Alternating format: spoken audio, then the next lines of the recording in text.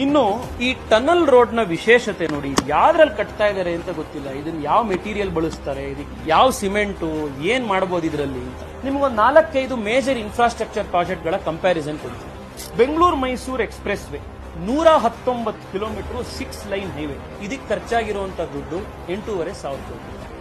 Atal tunnel ಜಮ್ಮೂಲಿ ಹಿಮಾಲಯದ ಬೆಟ್ಟಗಳನ್ನ ಕೊರೆದು ಮಾಡಿರುವಂತ ಸುರಂಗಗಳನ್ನು ಮಾಡಿರುವಂತ ಅಟಲ್ ಟನಲ್ 9 ಕಿಲೋಮೀಟರ್ಗೆ 3,000 ಕೋಟಿ ರೂಪಾಯಿ. ಇಲ್ಲಿ ಸದಾಶಿವ ನಗರದಿಂದ ಡೈರಿ ಸರ್ಕಲ್ ಸುರಂಗ ಮಾಡೋದಿಕ್ಕೆ ನಿಮಗೆ 1,500 ಕೋಟಿ ಪರ್ ಕಿಲೋಮೀಟರ್. ಏನ್ ಪ್ರಾಜೆಕ್ಟ್ ಸರ್ ಇದು?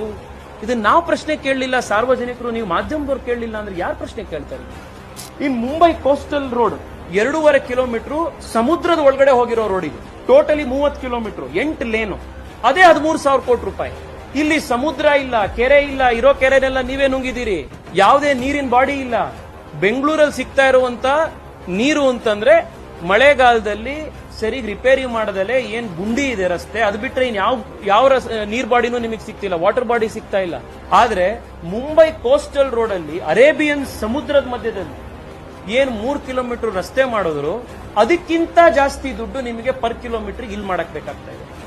ಇನ್ KR ಪುರಂ ಇಂದ ಸಿಲ್ಕ್ ಬೋರ್ಡ್ ಇರುವಂತ 18 ಕಿಲೋಮೀಟರ್ ಮೆಟ್ರೋ, 13 ಸ್ಟೇಷನ್ಗಳಿದೆ, 17% ಟ್ರಾಫಿಕ್ ಕಡಿಮೆ ಮಾಡಿದೆ. ದಿನಕ್ಕೆ 8 ಲಕ್ಷ ಜನ ಓಡಾಡ್ತಾ ಇದ್ದಾರೆ. ಅದಕ್ಕೆ ಖರ್ಚಾಗಿರೋದು 5,500 ಕೋಟಿ.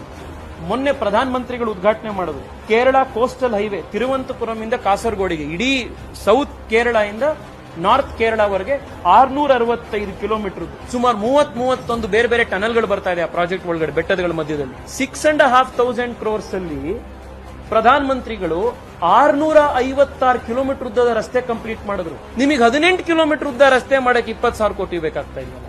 ಅದ್ ಯಾವ ಸಿಮೆಂಟ್ ಉಪಯೋಗಿಸ್ತಿದ್ದೀರಿ, ಅದ್ ಏನ್ ಸ್ಟೀಲ್ ಅಲ್ಲಿ ಕಟ್ತಾ ಇದೀರೋ, ಚಿನ್ನದಲ್ಲಿ ಕಟ್ತಾ ಇದೀರೋ, ಅದ್ರಲ್ಲಿ ಯಾವ್ದ್ರಲ್ಲಿ ಕಟ್ಟೋಣ ಅಂತ ಅನ್ಕೊಂಡಿದೀರಿ? ದಯವಿಟ್ಟು ಕರ್ನಾಟಕ ಜನಕ್ಕೆ ತಿಳಿಸಿ ಇದ್ರ ಬಗ್ಗೆ.